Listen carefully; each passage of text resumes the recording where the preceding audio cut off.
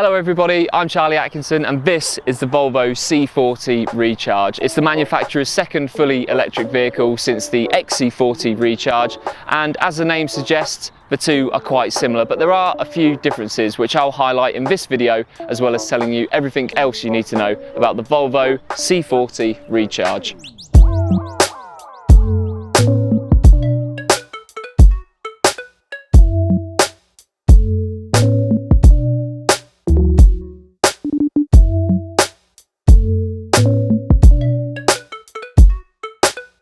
Almost a year ago to this day, I was stood in this exact same spot reviewing the Volvo XC40 Recharge, and as you can see, the C40 is pretty much identical, but there are a few key differences.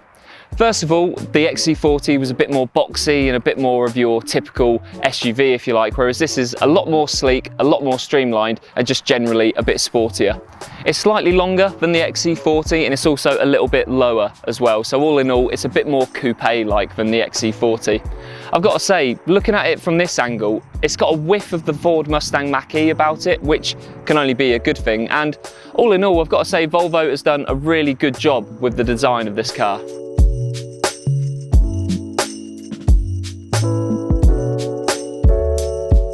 You've got your normal electric Volvo features such as your coloured grille and these 4 hammer headlights, and you've also got a contrasting roof and wing mirrors as well, which are a nice touch. And then towards the back of the car, you've got your normal Volvo taillights, which are such a classic design, but you've also got these tiny little spoilers at the back as well. So all in all, there's quite a lot to like about this car, and the same can be said for the inside too.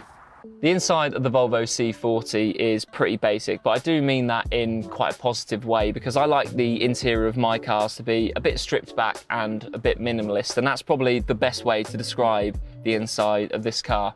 Immediately you're drawn to this 9-inch infotainment screen, which is powered by Google Assistant, and as far as infotainment systems go, it's okay, it's not the best, there's definitely better ones out there, and it does immediately lose points for me as well because it only supports Android Auto and I have an iPhone. So for a car that starts around the 45 grand mark, I do find myself wanting a little bit more from this system, but this 12-inch driver's display is really, really good. There's loads of different menus. It's all crisp and clear and easy to navigate as well, so that's very good. You do also have wireless charging for your phone, and other than that, there's not a great deal else to say. I mean, you've got nice materials everywhere, you've got nice bits of detail in here, and the seats are nice and comfortable, and they're also 4-way adjustable as well. So you've got different buttons and dials down here to adjust your seating position and get yourself perfectly set up. But other than that, there's not a great deal else to say about the interior of this car. It's all very nice and simple and all very Volvo.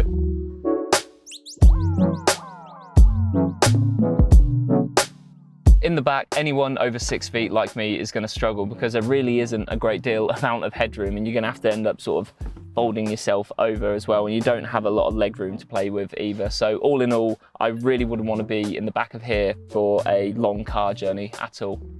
A quick look at the boot as well, and you've got a decent size of 414 litres, and up front you've got another decent storage compartment as well, which is big enough for all your different charging cables. I think we've covered just about everything now, so it's finally time to get behind the wheel and take this thing for a spin.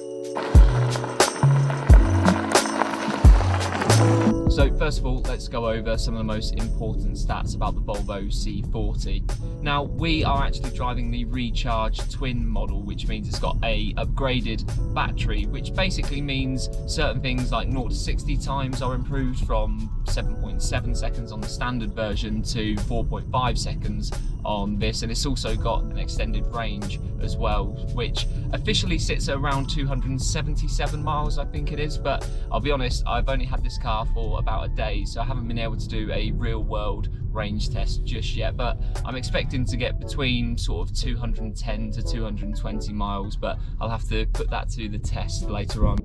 Now, for a car that's supposed to be the sportier version to the XC40, this C40 does feel quite sluggish, and I know that's going to be due to the size of the car and its weight and all things like that, but when you talk about 0 to 60 times of about 4.5 seconds, I expect it to feel a lot sportier, that's probably the right word, and a lot quicker off the mark, and this feels quite sluggish and quite sort of lumbersome. I don't know how to explain it, but even just squeezing through gaps like that, you don't get the traditional electric car feeling that you want of it pushing you back into your seat and that sort of initial buzz of excitement. It feels all very safe and a bit boring really to drive. It's quite disappointing really, because as I said, this is meant to be the sportier version to the XC40, but it doesn't feel noticeably different at all. It feels pretty much the same. Don't get me wrong, I know this is far from a sports car, and the Volvo C40 isn't trying to be like the Polestar 2, for example, which is a bit flashier and a bit sportier, but even still, you do want that feeling from an electric car. It's one of the big benefits of owning and driving an electric car, is that instant torque and instant acceleration, and even pushing up through country lanes like I'm doing right now, it doesn't exactly feel quick off the mark, and it's really quite surprising really, especially when you consider the size of the battery on this thing and the 0 to 60 times and all things like that. It does feel quite weighed down and a bit sort of stuck in the mud. By far the biggest disappointment of the Volvo C40 is the quality of the ride. This thing is absolutely ridiculous considering the shape and size of this car. It doesn't seem to be able to cope with even the slightest speed bump or pothole without it shaking you around and throwing you around the inside of this car. Even on the most simple and straightforward roads, this really is quite an uncomfortable car to drive. That's quite surprising considering the XC40 was quite a nice, smooth and pleasant car to drive. I'm not too sure what's gone wrong here with Volvo, because this is a million miles away from the XC40. I don't want this to be all doom and gloom, however, because there are some positives to this car. First of all, it's the regen braking. It's probably the most predictable and smoothest that I've experienced in an electric car, and that's saying something considering the cars we've driven on this channel. It is really predictable, and you can adjust the settings as well, but even on this setting I've got it now, which is the most basic setting, it's really easy just to rely on one pedal driving. I don't think since I've set off this morning, I've been driving for about half an hour to 45 minutes now, I don't think I've touched the brake pedal once, which is just amazing, and that's something I love. I know a lot of people have different wants and needs from regen braking. Some people like it, some people don't, but in my personal opinion, I like to rely on one pedal driving. I'd like to put my left leg out of the way and just sit back and control the car with my right foot, and this car is absolutely perfect for that. Whilst entry-level models for the C40 start from just under 45 grand, this upgraded twin recharge model starts from just over 55, which even for an electric car is quite a lot of money, especially when you consider the likes of the Audi Q4 e-tron and the Ford Mustang Mach-E are all a lot cheaper, and I'd probably say a bit better too. I feel as though I've been quite tough on this car today, which is a shame because I was really excited about the C40, especially when I really did enjoy my time with the Volvo XC40. If you're considering buying this car, I'd still have a look at it, definitely, because there is quite a lot to like. But for me, personally, a car of this price should just offer that little bit more.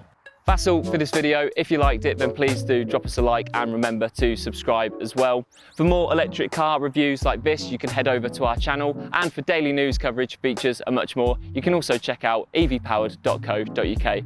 Thanks once again for watching, and we'll see you on the next video.